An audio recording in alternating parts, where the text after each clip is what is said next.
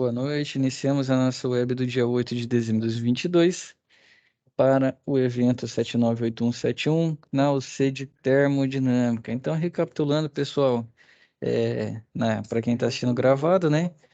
Teve na aula da semana anterior, resolvendo a SAP, teve o número 1 da SAP, né? A primeira pergunta lá foi resolvido. E tem um vídeo extra, né? Um vídeo curto aí, Eu vou que vai aprender a trazer desativar as... tudo aqui ainda. Aí Que eu vai trazer, desativei. que vai trazer a... Aumenta o som aí, ó. Wander, tá só ouvindo o seu áudio aí um pouquinho alto pra gente. Se quiser falar, pode ficar à vontade. Tá aqui desligado. Se não, se Mas o áudio tá puder, ligado. eu tô ouvindo a sua filha. Aí, show, Wander. Se você quiser falar, é só desabilitar, tá? Que a gente te escuta. Combinado? Então, quem tá assistindo gravado, né?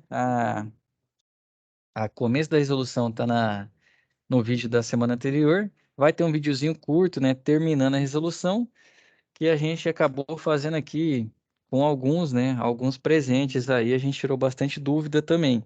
Então tem um videozinho curto gravado com o final da resolução da SAP 1, tá? Para pegar os conceitos e entender de que forma que está sendo feito, né? Esses cálculos, tá bom? Então hoje, né? Vamos linkar tudo isso que a gente vê na termo para o que interessa na refrigeração. Tudo aquilo que a gente viu interessa também. Mas no dia a dia a gente vai falar muito de transferência de calor, né? Que é basicamente retirar calor de um lugar e esse calor, né, a gente coloca ele em outro, né? Retira de um lugar, absorve de um lugar e rejeita ele em outro local. Então, qual que é o conceito, né, dessa transferência de calor, ó? Reconhece que calor, segundo Potter e Scott, né, assim como as referências das nossas últimas webs, né, reconhece que calor e trabalho são energicamente equivalentes e expressam unidade de energia. A transmissão de calor positivo adiciona energia a um sistema e o trabalho positivo subtrai energia de um sistema. Então, a transferência de calor acontece quando duas substâncias apresentam temperaturas diferentes. O calor sempre flui do mais quente para o mais frio. A transferência de calor é rápida quando a diferença de temperatura é alta. Então, por exemplo, se tiver dois corpos aqui, eu venho e coloco tiro de um forno, por exemplo, um tarogo de metal a 1000 graus Celsius e coloco no chão aqui, né? O meu ambiente aqui deve ter uma temperatura em torno de 23 graus Celsius. Imagina essa troca de calor, essa transferência é bastante rápida porque a diferença entre os dois é muito elevada. Quando tem dois corpos, por exemplo, você entra com o celular que está no seu bolso ali, deve ter uma temperatura, né, mais próxima a 35 graus, 34, e coloca em cima da mesa, nesse mesmo ambiente que eu estou aqui de 23. Essa troca de calor já é mais lenta, porque a diferença de temperatura não é tão grande, né? É justamente isso que ele traz aqui, ó. Durante a transferência, a diferença de temperatura é gradualmente reduzida e a velocidade de transferência também, encerrando quando as duas temperaturas são equalizadas. Não sei se eu disse para vocês, né, na aula anterior, mas tudo vai tender ao equilíbrio, né? Tanto a questão do calor, quanto a questão, por exemplo, de pressão, né? Para quem trabalha com sistemas de pressão positiva, pressão negativa, então sempre vai tender ao equilíbrio e aqui não é diferente. Então vai parar de ter transferência de calor quando a gente tem os corpos na mesma temperatura. Em geral, está interessado, né, na taxa de transmissão, que é em watts, né, ou no fluxo de calor, que é em watts por metro quadrado. A transferência de calor pode ocorrer isoladamente por condução, convecção ou radiação, que esse é o grande trunfo da nossa web de hoje, né? São essas três palavras aí. Quem que já ouviu falar sobre condução, convecção e radiação? Não fiquem em silêncio, não, vocês vão me assustar, hein? Professor, achei que nós ia falar isso em aulas anteriores, né? Boa noite, primeiramente. Boa Cheguei noite, atrasado. bom? Tranquilo. Você já A gente, falou sobre esses itens em aulas passadas, não já? eu comecei a citar para vocês, né? Hoje aqui a gente vai ver aprofundado. Uhum. Então, se você pegou, se com aquela primeira explicação você conseguiu pegar, eu vou ficar feliz demais, hein? Mais ou menos. Mas hoje é isso, né? O Wellington ia abrir o microfone, Wellington? Não, foi aquele exercício nosso lá de cálculo de carga térmica, né? Sim. Aí teve alguns exemplos de condução, convecção e radiação. A gente fez, caraca, minha memória, eu tô com 4 turmas de refrigeração. A gente já fez já de cálculo de carga térmica? Dimensionamento lá, no caso dimensionamento da máquina do ar, no caso, com os BTUs, né? Ah, tá certo, na tabela, né? Na tabela E tem eu não consegui. convecção. Ah, tá certo, eu não consegui explicar para vocês na teoria o que era, mas já tivemos contato, tá certo, né? Mas é isso Justamente. aí mesmo. Tô bem lembrado, eu nem lembrava mais, hein?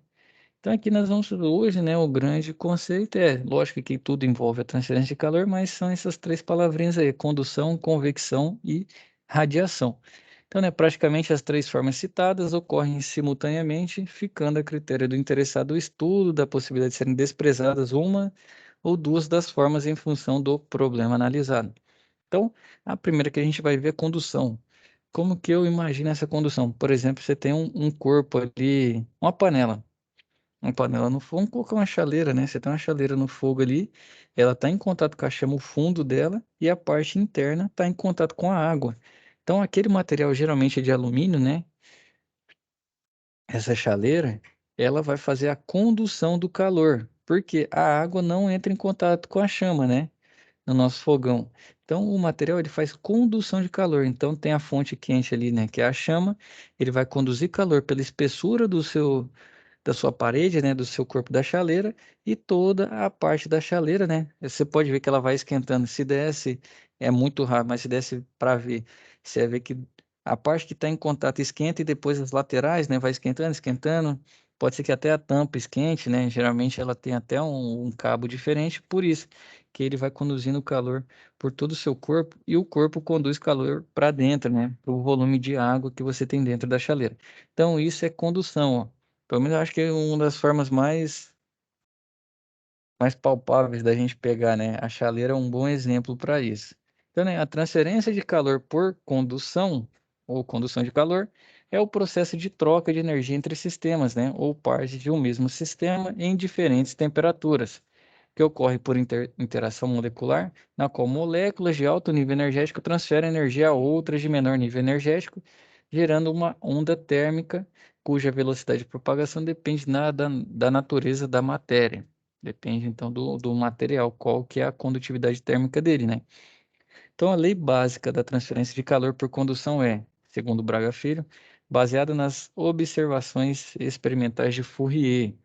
Então, essa lei afirma que o calor trocado por condução em certa direção é proporcional à área normal, à direção e ao gradiente de temperaturas na tal direção.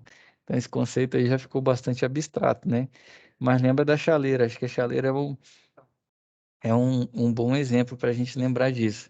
Então, ó, introduzindo uma constante positiva chamada condutividade térmica, né, que é uma propriedade termodinâmica, a gente escreve que o fluxo de calor, ou é a condutividade térmica, vezes a área, né, dessa superfície, vezes a temperatura T2 menos T1 sobre a distância, né? Geralmente aqui tem um L, não um X. Mas essa fórmula aqui trouxe o X, que é o quanto de calor e quanto que essa diferença de calor tem que percorrer, né? Que seria a distância, no caso da chaleira, seria a espessura, né, desse material. Então, a área, né, a área do corpo da chaleira, a condutividade térmica. Então, o alumínio tem a condutividade térmica X, a condição de, por exemplo, a 26 graus, né, a condutividade térmica do alumínio é 0, alguma coisa, e assim vai. Com isso, você vai pegar toda a taxa, né, de transmissão de calor nesse sistema.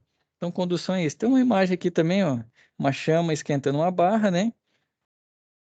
E que a barra, se for longa, dá para a gente perceber, né? Que de acordo o ponto mais próximo à chama vai esquentando, depois esse calor vai sendo conduzido por todo o comprimento dessa barra. Então, ó, uma transferência de calor por condução se dá por intermédio da interação entre moléculas adjacentes de um material e é diretamente proporcional ao potencial da força motriz, que para o caso é a diferença, né? Então, o que movimenta é a diferença. Por quê? Por que que esse calor é conduzido? Porque tende ao equilíbrio, né? Então, ele quer ficar na mesma temperatura, os dois em condições iguais. Aí para de ter transferência de calor, mas caso contrário, não para. Então, ó, a força motriz, né, que para o caso é a diferença de temperatura, é inversamente proporcional à resistência do sistema, que por sua vez é dependente da natureza e da geometria do mesmo. Então, entra muito aqui, ele diz a questão da resistência do sistema, né, que seria a resistividade térmica. Então, assim como a gente tem materiais que conduzem bem a eletricidade, a gente também tem materiais que conduzem bem o calor. Um exemplo, se você quiser conduzir calor com uma borracha, é fácil? Mais difícil, né? É difícil, né? Ou, por exemplo, um cerâmico, né? Uma louça cerâmica. Fica mais difícil você fazer uma condução. Um exemplo é a questão do panela. Antigamente tinha panela de barro. Demora muito para esquentar, não demora? Alguém já cozinhou com panela de barro? Hoje em dia E não, né? Mas já teve vó quando, que es- cozinhou? e quando esquenta, demora a esfriar também, né? Exatamente, por isso, porque ele tem uma resistividade térmica. Então, como ele demora, ele não transfere bem. Então, como demora muito para ele ganhar esse calor, também demora muito para ele perder esse calor. Um material que tem a condutividade térmica mais alta, por exemplo, é o próprio cobre que a gente utiliza. Então, por exemplo, o cobre, se você esfria o ambiente, rapidão ele esfria. Se você tira ele desse ambiente frio e coloca no ambiente quente, rapidão ele já ganha calor de novo, já fica quente. Se você tirar e colocar no ameno, ele já perde calor, ele tem essa propriedade mais alta de condutividade térmica. Por isso que é muito importante a gente isolar termicamente as nossas linhas, entendeu? Então o pessoal fala, não precisa isolar aqui porque está dentro do forro, não precisa isolar ali porque está embutido na parede. Não, a condutividade térmica do material é elevada, então ele vai trocar calor. Se você não isolar, ele vai trocar calor e seu sistema vai sofrer muito. Então por isso que o isolamento é muito importante pela questão da condução. Tiago, levantou a mão, fica à vontade, meu rei. Inclusive em equipamentos, principalmente quanto maior o porte, digamos assim, rígido é essa questão do isolamento, né? Você pega, por exemplo, aqueles isolamentos tipo elastomérico lá, o que é os Armaflex, por exemplo, Aham. equipamento grande, às vezes exige justamente uma, digamos, uma melhor proteção, né? Exatamente. E aí você tem outro ponto, né? Que é por exemplo, quando você tem uma linha menor, você tem menos, como fala? Menos calor passando. Quando você tem uma linha maior, você está trocando mais calor. Ou equipamento de maior porte. E pode ser que seu material também não suporte. Por exemplo, se você quiser isolar uma linha de central com esponjoso comum, né? Você já vai ter mais problema. Então, para ter uma eficiência melhor, geralmente que as linhas são mais longas, né? Eu creio que um isolante térmico, agora que eu tô falando, eu tô pensando aqui, eu creio que um esponjoso não pegaria fogo, não. Pode ser que ele perca a propriedade dele de ser, tipo, fofinho, ter toda aquela parede, né? Com calor, isso afete a física dele. Mas antes eu ficava pensando se poderia pegar fogo. Eu acho que aquela temperatura não faz o esponjoso pegar fogo. É mais justamente isso que você disse, Thiago, para manter o alto rendimento do sistema, porque a linha é muito longa, né? Então, para manter que não fique trocando termicamente, e por ser um elastômero, né? Um material elastomérico, que você trouxe o Armaflex, por ele ter essa propriedade isolante, bem melhor do que o nosso esponjoso, ele é mais utilizado nas centrais e outros equipamentos de maior porte. Agora você já me fez refletir aqui numa outra coisa, hein, Thiago, que eu ficava pensando que o esponjoso ele poderia pegar fogo. E a durabilidade desse material é muito melhor que as outras, né? É, né, não dá para comparar, né? Você troca a máquina e tá inteiro lá ainda, 15 anos depois. O esponjoso não aguenta tudo isso, nem a pau. Nós mexemos numa máquina nesses tempos agora que ela tem exatamente 15 anos e o isolamento tá perfeito. Tá perfeito. Você pega um esponjoso e deixa 5 anos aí sem trocar na exposto às intempéries e acabou tudo ele. É um ano. Ali mesmo, nós pegamos um que tá no telhado lá, tem um ano que nós instalamos a máquina lá, ele já tá todo detonado, não aguenta não. Não aguentou, né? Um ano. No segunda. Um ano. Esses mais comunzinhos aí mesmo, que é os que a gente encontra aí no mercado mesmo aí, que é o mais convencional, né? Aguenta não. Agora, assim, tem um detalhe que é a questão daquela fitazinha PVC, né? Que até um tempo atrás quase ninguém usava, né? Mas hoje usa, ela ajuda bastante a segurar um pouquinho Ela estraga primeiro, né? Para depois estragar o isolamento. Exato, estraga primeiro, Thiago. É, ela dura mais tempo, né? Eu falei 5, porque 5 eu tenho certeza que ela arrebenta. Não sobra nada. Tipo assim, é lógico que isola, mas um muito ruim, a aparência muito ruim, já não tem eficiência. Mas o PVC segura. Eu acho que ele na intempérie, exposto à intempérie, né? Sol, chuva, ele dura mais que o esponjoso. Se deixar os dois separados, o PVC dura mais. E aí ele que faz aumentar a vida útil do seu isolamento. Mas show, show. Foi boa a participação. Lembrou do Armaflex, é uma das marcas, né, que vendem. Não é isso, né? Aí virou sinônimo de... É igual o Bombril, né? É igual Aquelas... Bombril. Não, mas é isso aí. Então, pessoal, então aqui os volantes são justamente para a gente evitar a condução, né, do nosso material e a gente perder, porque a temperatura, pressão, né, o volume de fluido dentro do sistema é tudo parametrizado para ele retirar aquela quantidade de calor conforme a potência que o fabricante fez. Então, ó, portanto, a transferência de calor por condução ocorre no interior de sólidos de partícula para partícula. Cada material apresenta um coeficiente K diferente, que é o coeficiente de condução. É uma propriedade do material, podendo variar por diversos fatores.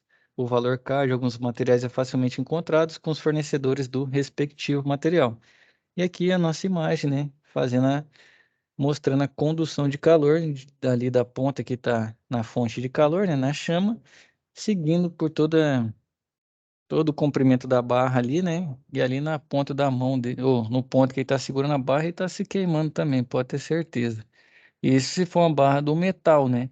Se for uma barra do material com a condutividade térmica, quantidade térmica mais baixa, então às vezes ele pode estar até não se queimando, vai demorar muito tempo para fazer condução por todo o corpo, certo? Foi o primeiro conceito. Onde que ocorre condução no nosso dia a dia? Vamos pensar o sol batendo na parede da nossa casa. Ali tem condução pelo reboco, depois pelo tijolo, depois pela parte interna, se tiver reboco, se tiver gesso, né? Ali ocorre condução de calor da parte externa para a parte interna. E outro item, né, de condução, ou condução tem a chaleira também lá. Agora a gente tem convecção. O que é convecção? Se na condução eu usei a chaleira, né, para trazer para vocês ali pela espessura dela, no corpo dela conduz o calor para a água. Convecção, um exemplo mais simples, acho que eu vejo é a moto, né? Não sei se aqui todo mundo já andou de moto, anda ou bicicleta também. Quando você está andando assim a uma velocidade mais alta, né? O vento começa a bater na superfície da sua pele com a velocidade maior. Geralmente quem anda de moto sente mais frio, não sente? Não sei se aqui tem alguém que anda de moto. Estão sempre de jaqueta. Convecção é diferente, professor. Vai lá. Pode falar, Wellington. Convecção é diferente. Convecção é quando o motoqueiro para beirando o carro, também aquelas caminhonetonas grandes, aí o cara tá com o ar-condicionado ligado lá. A venturina liga, a convecção vem tudo motoqueiro, ô miserável. O sol quente e a miséria do calor. Aí ele usou a convecção com a ventoinha, mas exatamente, você pegou o conceito então, Wellington. Convecção é o vento passando na superfície, no caso aqui da pele, né? Passando na superfície da pele, ele troca calor também. Então ele retira, né, o fluido, retirando calor, fluido em movimento, retirando calor de uma superfície. Tanto você andando de moto lá e o vento frio passando, né? Você ficando com frio, ou na hora que você tá parado ali, igual o Arthur disse, o sistema o radiador do carro, né? O sistema da ventoinha dele ali, tá soprando vento quente em você, você também, em vez de retirar calor ou fluido, né? Ele tá colocando calor na sua pele, né? Então, ele tá injetando calor, e isso é convecção. Então, ó, definição aqui de forma teórica, né? É a transferência de calor por convecção como sendo o mecanismo de troca de calor envolvendo contato térmico entre o fluido e o movimento relativo em uma superfície. O movimento do fluido pode ser criado artificialmente, né? Sendo convecção forçada, ou escoamento devido a apenas forças de empuxo resultantes das diferenças de massa específica causadas pela diferença de temperatura, tem-se a convecção natural. Então, para Braga Filho, né, independentemente se a convecção for forçada ou natural, o calor trocado por convecção é descrito pela lei de resfriamento de Newton, que entra, né, o fluxo de calor ali, né, a taxa de calor é o H, né, que é o coeficiente de troca de calor por convecção, vezes a área, né, da área de contato ali, que multiplica a subtração entre a temperatura da superfície menos a temperatura do fluido. Então, no caso ali, seu corpo, né, a pele, o corpo internamente, ele vai tentar, não, ele vai fazer de tudo para ficar na temperatura, eu creio que é próxima a 36,5. Alguém tem essa informação mais precisa? Eu acho que é isso, né? Temperatura do corpo humano.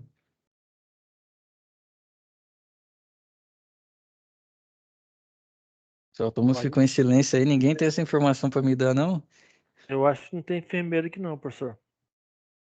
Tem não, né? Mas, salvo engano, eu vou colar aqui, ó. Mas a temperatura do corpo humano é 36,5. É lógico que na pele, né? Não vai ter essa. É 37, tá dizendo aqui, 35,7. Mas eu creio que é 36,5, né? Que seja a temperatura. Então, o corpo vai fazer de tudo para manter essa temperatura, né? Então, ele vai suar, ou ele vai fazer seu coração bater mais forte para você esquentar, ter espasmo, né? Para o seu músculo produzir calor. E então, na convecção, o que interessa é a área de contato, né? Então, na pele, então por isso que na época da pandemia o pessoal media, tinha hora que dava uma temperatura diferente. Por quê? Porque a pele já é a superfície de contato. Então, entra não só a temperatura do seu corpo interna, como a questão da interação com o meio que você está, né? Que é a convecção que ocorre com os fluidos, né? Que é o ar que a gente está em todo ambiente. Então, ó, conforme Braga Filho, o coeficiente de troca de calor por convecção define, né, uma relação de proporcionalidade entre o fluxo de calor e a área superficial de troca de calor e a diferença de temperatura. Então, o que depende para ter convecção? Natureza do fluido, velocidade relativa do escoamento do fluido, geometria da superfície de contato e o acabamento superficial. Então, Potter e Scott alertam que o coeficiente de transmissão de calor por convecção não é uma propriedade do fluido, né? Então, porque depende de mais pontos, né? Não depende só do fluido, depende também do objeto que está recebendo, né? Do corpo que está sofrendo essa convecção. Então, aqui ele traz o H, né? Aproximado aqui, ó, um range, né? O range que eu falo é a variação, né? Que pode ter. Então, para a convecção natural, né, do ar, fica entre 0,006 e 0,035 quilowatts por metro quadrado vezes Kelvin, né? Então, uma relação aqui do calor sobre a área vezes a temperatura, que foi assim que ele disse, o fluxo de calor, relação proporcionalidade fluxo de calor, área superficial de troca e diferença de temperatura. E assim vai, ó. Então, se você tiver convecção forçada do ar, muda, né? Aumenta a convecção. Convecção natural da água é maior do que a do ar. Por isso que para processo, por exemplo, de resfriamento, né, a água ou um óleo, né, acaba sendo mais eficiente do que deixar no ar para secar. Isso é muito para quem trabalha com materiais, né, em altos fornos e tudo mais. Tem aqui convecção forçada da água que aumenta mais ainda, né? Que aí você vai ter a velocidade relativa do escoamento do fluido, que é o B lá, que vai interferir. Você tem uma velocidade maior, você tem uma convecção melhor. Água em ebulição e vapor em condensação. E aqui, né, finalizando o nosso conceito de convecção, né, os valores para o coeficiente de convecção H normalmente são apresentados em tabelas, pois são obtidos experimentalmente ou a partir de cálculos de engenharia. Então, para pegar convecção é muito mais fácil tabela. Você tem uma fórmula de correlação que você se baseia nas outras propriedades, mas é uma fórmula chata pra caramba de calcular e acaba sendo mais fácil, né? Você pegar essa fórmula de correlação, é um cálculo muito longo. Então, acaba sendo mais fácil a gente, como são obtidos experimentalmente, né, pegar de tabelas esses dados aí e considerá-los, né, de modo empírico para os nossos cálculos. Então, ó, quando é aquecido, uma porção de fluido, né, gás ou líquido, expande, tornando-se menos denso que o restante. Com isso, a parte ainda fria e mais densa tende a descer, deslocando a porção aquecida para cima. Com isso, estabelece o fluido, né, no fluido correntes, denominadas correntes de convecção, que se encarregam de transportar o calor de um ponto a outro ponto. Aqui tem um outro conceito importante. Vocês sabem por que que os exaustores sempre ficam na parte de cima dos prédios, né? Parte mais alta. Todo mundo sabe? Não, senhor. O Roberto Roberto que sabe. O Roberto Eu falou não que sei, não, não. mas é porque Tô todo ouvido. o ar quente, como ele é menos denso, ele fica na parte de cima como falam, das edificações. Exemplo, se eu vamos dizer que na sua casa aí você tem um split, ele tá soprando ali, ele tá a uma altura de 2 metros, provavelmente 2,10, não sei qual é o pé direito aí. Se for dobrado, vai estar bem mais alto, seu pé direito. Então ele vai soprar lá de cima. Esse ar frio, ele vai cair e o ar quente vai subir. Se a gente tivesse um termômetro bem preciso, vamos dizer aí na sua casa mesmo, Roberto, você medisse a temperatura a 30 centímetros do chão, ia dar uma, bem menor. Lógico que não vai ter uma variação tão grande dependendo do tamanho, mas vai ser menor do que a temperatura se você medisse lá próximo ao teto da sua casa, porque o ar quente desce, ou o ar frio desce e o ar quente sobe. E isso é um conceito. Certo. Então, como o ar quente está em cima, o exaustor é mais fácil arrancar esse ar quente, né? E aí, antigamente tinha os ACJs também que ficavam na altura do solo, né? Mas aí você tinha um problema que tinha mais trabalho para essas correntes de convecção fazer essa troca. Mas é basicamente isso. O quente sempre vai ficar acima e o ar frio vai ficar mais baixo. E por isso os exaustores são sempre acima, certo? E na refrigeração aqui de um Entendi. ambiente, o esquema ideal e que produz o máximo de correntes de convecção deve prever a entrada do ar frio na parte superior, pois o ar frio, né, mais denso desce e o ar quente menos denso sobe aí. Ele falou o que eu falei para você, nem tinha visto que ele ia falar, mas é isso. E até por isso que o split fica em cima, né? Porque ele vai pegando o ar quente, o split, o cassete, o piso-teto é ideal que a gente coloque nos pontos mais altos para ele pegar o ar mais quente, né? Fazer, retirar o calor dele e jogar ele numa temperatura mais baixa para climatizar o ambiente. Por isso que eles geralmente são instalados no alto. E se ele está embaixo, ele está sempre pegando um ar frio. E aí diminui a eficiência, né, do equipamento dentro do ambiente. Convecção, pegamos também? Pegamos condução, pegamos convecção? Posso seguir para o próximo? Pode. Então, Bora. lembrem da chaleira e lembrem do motoqueiro acelerando aí. Do motociclista, né? Vou usar a palavra correta aqui. É motoqueiro, é os doidão, né? É, motoqueiro não é não. Ou do ciclista, né? Eu sou do ciclista, quando tem uma descidona boa, assim, um ventinho bom, acho bom demais. Mas é isso aí, a convecção. E agora a radiação, né? Que são os três que mais interferem nos nossos cálculos. Radiação, né? É a energia emitida pela matéria que se encontra a uma temperatura finita. Esse aqui eu acho que é o dos... A questão da teoria vai ser as palavras mais diferentes aí, ó. A energia do campo de radiação é transportada por ondas eletromagnéticas, enquanto que as transferências de calor por condução e por convecção necessitam de um meio material. A radiação não necessita.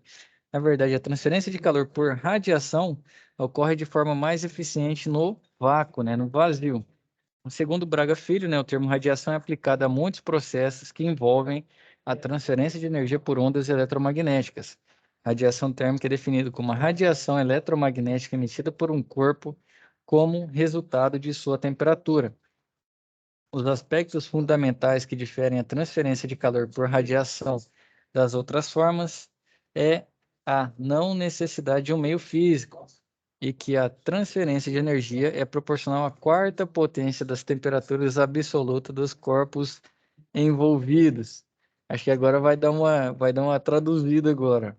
Então, Potter e Scott, né, definem radiação como a transferência de calor por fótons, né?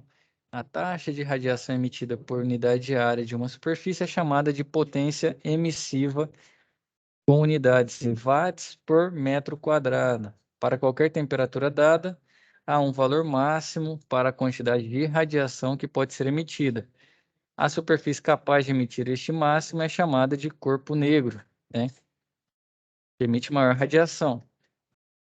Então, todo corpo que possua uma temperatura superior ao zero absoluto, que é 0 Kelvin, né? Então, basicamente, tudo que está dentro da sua casa aí vai estar acima do zero absoluto, porque o zero absoluto é cerca de menos 273,15, que, salvo engano, foi a temperatura atingida lá por... Eu não lembro se foi nitrogênio líquido, mas é a menor temperatura que já conseguiram medir, né? Por isso que é o zero absoluto, é menos 273,15 Celsius. É uma temperatura extremamente baixa, né?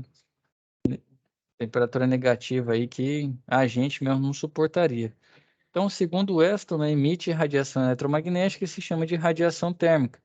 Então, por exemplo, um corpo humano, como a gente tem um metabolismo, a gente está numa temperatura superior ao zero absoluto, a gente está emitindo radiação, assim como todos os corpos que a gente tem, né? Então, tudo que está acima do zero, né, tudo que tem uma temperatura acima de menos 273,15 Celsius, está emitindo radiação térmica.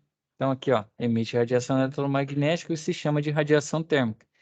Então, observe, né, na figura a propagação do calor do filamento até o vidro da lâmpada no vácuo, que representa a transferência de calor por radiação. Então, ali, ó, tem um filamento, esse é na lâmpada incandescente, né?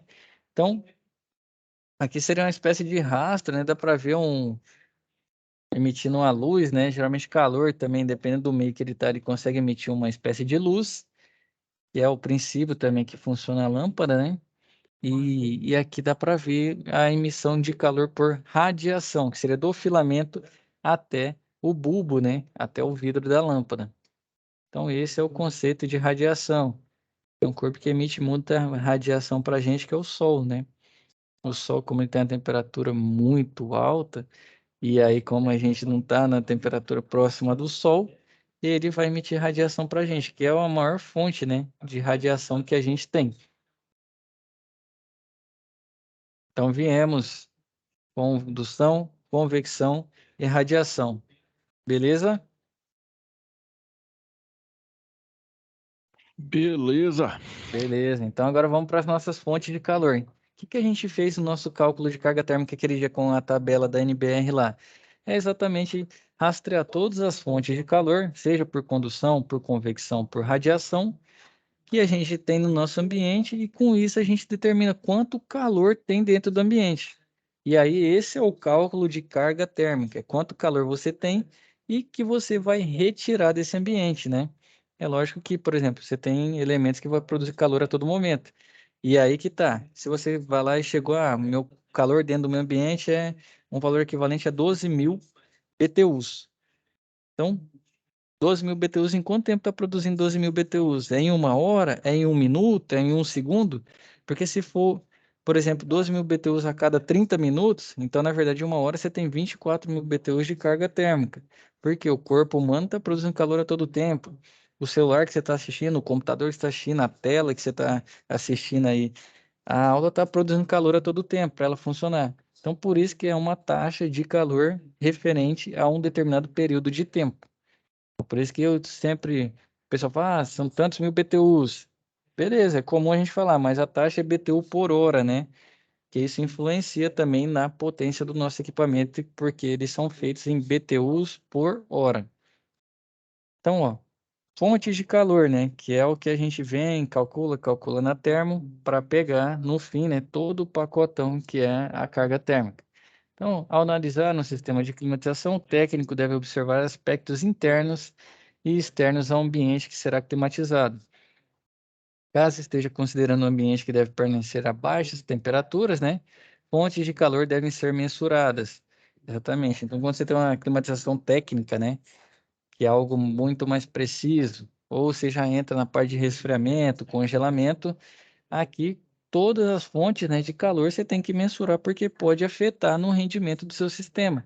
E por ser algo mais preciso, que provavelmente você vai utilizar isso para armazenar um ativo que às vezes tem um custo mais elevado, é muito importante a gente pegar esses valores, né, em suma, com o maior cuidado possível. Assim como eu disse para vocês, você não vai fazer um cálculo completão de carga térmica para climatizar o seu quarto, né? Se vai entrar 10 celulares lá ou não, se vai ter 5 pessoas ou no outro dia vai ter 2, não tem problema, né? O seu equipamento vai funcionar melhor num dia, o outro vai ter um rendimento não tão agradável, pode chegar a 23, no outro dia ficou a 25, você não vai sofrer por essa diferença de 2 graus. Agora, um equipamento pode, um alimento que você está guardando, né? E por isso que tem essa diferença. Ah, dá para usar o método da NBR lá, eu não lembro, era 5886, eu não lembro agora qual era o número. Se alguém lembrar aí, puder me ajudar. É um método legal? Sim, ele é mais prático. Agora, se for algo muito mais técnico, né, algo muito mais preciso, aí você tem que fazer o cálculo completão. Então, essas fontes de calor podem ser as mais diversas, desde o sol que bate em uma das paredes até o transformador elétrico de uma impressora. Para cálculos de dimensionamentos, você deve ficar atento a todo tipo de energia térmica que entra ou sai do ambiente em questão. A análise das fontes de calor na climatização é análoga ao conceito de volume de controle. Para Potter e Scott, né, volume de controle é um volume no espaço para o qual ou do qual uma substância escoa. Por exemplo, volume de controle, se você está fazendo o cálculo para o seu quarto, é o seu quarto, entendeu? Então, ali dentro, as paredes, né, o teto e o chão que limitam esse espaço é o seu volume de controle. Esse é só um termo muito utilizado aí na parte de engenharia, ainda mais na nossa, que vai envolver mecânica dos fluidos e termodinâmica, que é o limitador para validar aqueles cálculos que você está fazendo. Então, em sistemas de climatização e refrigeração, o objetivo é promover a troca de energia térmica entre ambientes ou produtos, porém, né, em outros é necessário interromper ou reduzir a transferência de calor, que é a energia térmica. Dessa maneira, busca-se o isolamento térmico para tornar os sistemas mais eficientes. Então, a gente disse anteriormente, né, para as nossas tubulações, a gente está colocando o isolamento para garantir, né, o rendimento, deixar o nosso sistema eficiente. Numa câmara fria, imagine se você não tem as paredes isoladas termicamente, o tamanho de máquina que você ia ter, que você ia precisar para manter a temperatura lá dentro. Ia ser gigantesca a sua máquina. Então, você isola para justamente não ficar perdendo calor, né? Na verdade, é o contrário, né? Não ficar recebendo o calor do meio externo na câmara fria, né? Você retira o calor e não quer que o calor entre. E assim vai. Por isso a gente tem o isolamento. Vou climatizar o meu quarto, mas a minha porta fica aberta o tempo inteiro. Você não está isolando termicamente o seu ambiente, né? Você está trocando toda hora. Então, se você deixa a porta do seu quarto aberta, seu ar não está climatizando só seu quarto, está climatizando a casa inteira, porque o ar vai trocar todo o tempo. Então, por isso que sistemas, né, quando a gente tem manutenção, que trabalha muito em manutenção, instalação em locais que tem muitas aberturas de porta ou trabalham com porta aberta, a gente usa para isolar termicamente cortinas de ar, né? A gente pode usar sistemas de abertura automático de porta. A gente pode notificar o operador, né, justamente para ele fechar a porta e não deixar ela aberta todo o tempo. Seguindo aqui na troca de calor, né, você pode realizar dessas equações e análises para avaliação de sistemas existentes e no desenvolvimento de novos projetos. Utilizando-se de variáveis de temperatura e vazão e conhecendo as propriedades dos fluidos envolvidos, é possível o cálculo da situação ideal e confrontar com a realidade. Então, Braga Filho, né, expõe que o coeficiente global de troca de calor é definido pelo inverso da resistência equivalente no circuito térmico. E Potter e Scott, né, por analogia à resistência elétrica em um circuito, pode-se definir resistências ao fluxo de calor por condução ou convecção expressa em metro quadrado por Kelvin sobre watts. Então, ó, resistência de condução é a espessura, o comprimento, né, desse material.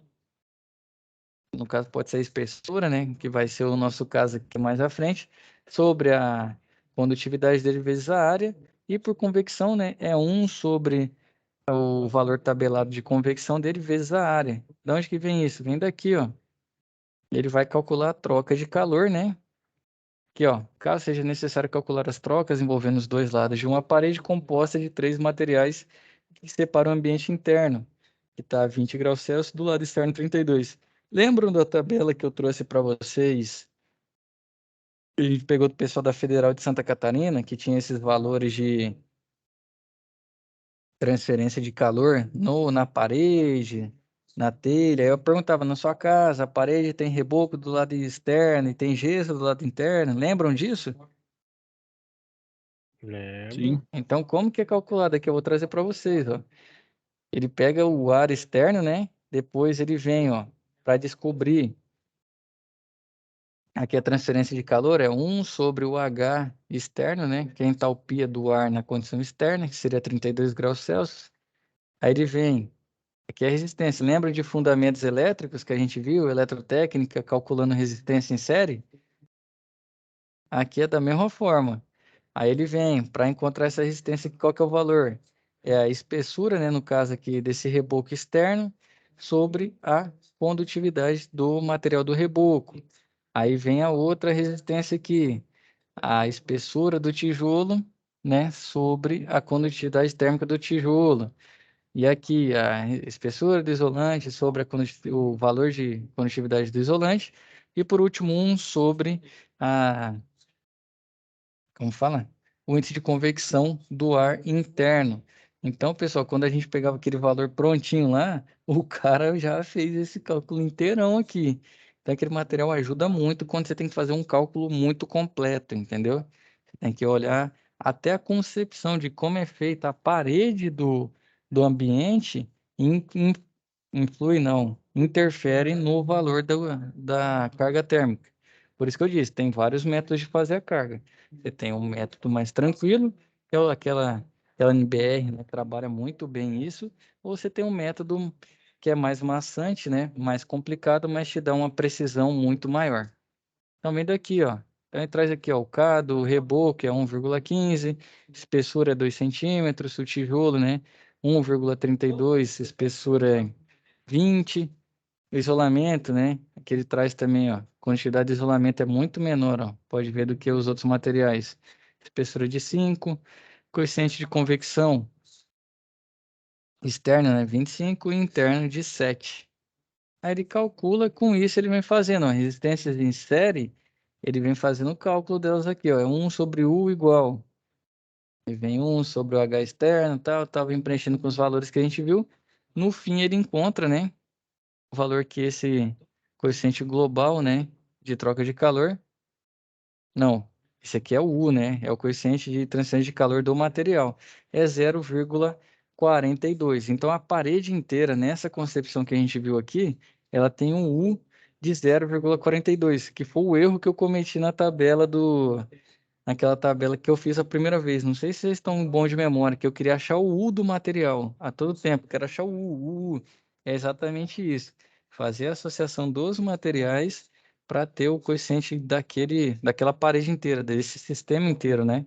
Então ele encontrou o U 0,42, que é aquele valor que a gente tem na tabela do pessoal da Federal de Santa Catarina.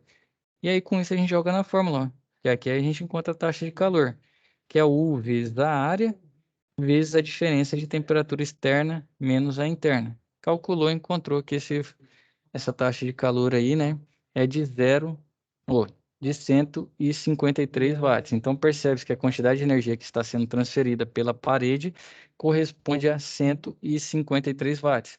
Você já pegou, né, quanto de calor que está vindo pela parede. E a gente entra em trocadores de calor, que a gente vai ver futuramente, só passar aqui. Não em termo, mas a gente vai ver nas máquinas, né? Uns tipos de máquinas que vêm nas próximas matérias de refrigeração industrial, comercial, que são os trocadores, né? Então aqui é só um começo, citar, né? Troca direta de energia térmica, tem com troca indireta, muito similar, né? O gás que passa aqui tem um líquido dentro da tubulação. Temos o trocador, né? Carcaça e tubo. Temos o trocador de duplo tubo. Temos o carcaça e serpentina. Temos o trocador de placas, certo? E aqui trazendo para linkar no fim, né? São os coeficientes de transferência de calor. Então, ó, aqui traz a fórmula que a gente viu lá. U vezes A vezes a diferença de temperatura. Segundo Braga Filho, né, a troca de calor é representada por essa fórmula, onde a taxa de transmissão de calor é obtida por intermédio do coeficiente global de troca térmica. A área de troca de calor é a temperatura, né, e a temperatura média logarítmica entre os fluidos envolvidos. Então, aqui ele traz uma forma da gente encontrar também, em vez de pegar lá a temperatura externa menos a interna, ele traz aqui, ó, o valor da temperatura média logarítmica pode ser obtido a partir da aplicação da fórmula. Então, ó, o ΔT é igual a ΔT máximo menos ΔT mínimo sobre o ln, né?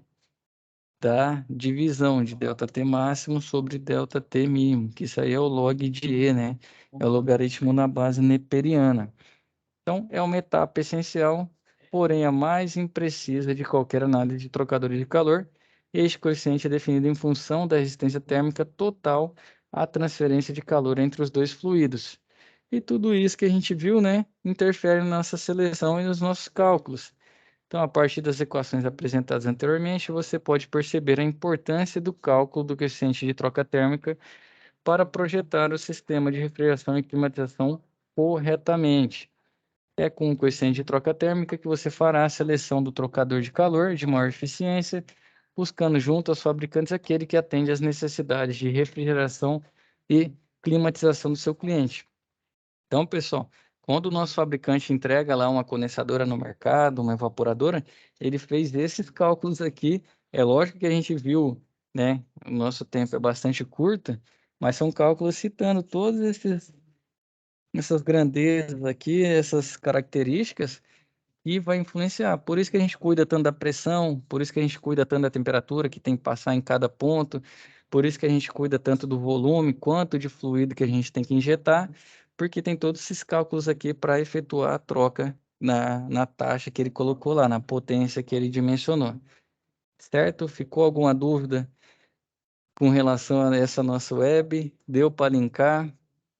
Lembraram do cálculo de carga térmica? Como que foi aí? Lembrar, a gente lembrou, né? Mas só que aquele lá foi bem superficial. Exato. Não Esse tinha as aqui, contas aí das resistências. É pegar firme e estudar, que senão ó, não entra vou, na cachola, não. vou trazer um trabalho de um cara aí, não posso colocar minha mão no fogo, mas eu acho que eu mostrei para vocês, o meu TCC foi um cálculo de carga térmica, mas vindo daqui, dessa parte da termo, pegando tudinho, a concepção da parede, e vai somando, somando, somando. É lógico que tem toda a parte conceitual, mas foram pelo menos umas 7, 8 páginas de cálculo, fazendo na mão. E aí eu posso outro dia trazer o. Aqui eu não consigo instalar, mas eu tenho um software que faz esse cálculo de forma, como fala? Só indo colocando os valores, a gente só coloca os valores lá dentro, entendeu? Tanto tem como você fazer o cálculo na mão, que vão dar muitas folhas, e hoje em dia tem Esse é bom. software que faz isso automaticamente, né? Você só pega as informações, coloca lá e ele calcula. Mas eu vou Faz por jogar Word, para vocês professor. Vamos compartilhar. eu vou jogar para vocês meu TCC, só o software que eu não consigo porque é da empresa, né? Eu não posso distribuir ele que, infelizmente, eu acho que nem o fabricante não deixa. Que é o da Kaiser lá, o Block Load. Mas eu faço um vídeo aí mostrando para vocês e como que tem, como que a gente consegue ele, se um dia vocês entrarem nessa área de projeto também. Fechado? Mais alguma dúvida? Show de bola. Então, nós matamos a SAP, conseguimos abranger os principais conceitos de termo. Não vai ter mais aula, não, professor? Dessa Termo a matéria? gente acaba, né? Ah, infelizmente acabou o termo. Se eu não me engano, é a última hoje. 8/12, já vai Ah, começar outra matéria. a atividade é pro dia 11, né? Dia 11, Beleza. exatamente. Encerrando aqui, eu vou jogar os dois vídeos aí pro pessoal pegar linkar as duas SAPs e conseguir finalizar ela. Não esqueçam da lista também, tá bom? Show de bola. Fechado, senhores? E professor, Sim. quando for corrigir minhas atividades lá, tenha piedade, viu? Tá, eu vou olhar o caminho. Pode ser que o resultado esteja diferente, mas se eu entender o que você fez, você vai ter uma nota boa. Não vou me ater só ao número final, entendeu? Ah, então, tranquilo, então. Boa noite. Boa noite, senhores. Aí, gateiro. Agradeço a presença de todo mundo aí, né? Fiquem com Deus, mantenham-se estudando e até a nossa próxima web. Valeu, professor. Boa noite para todos aí. Com Deus, até mais. Valeu, boa noite. Boa noite.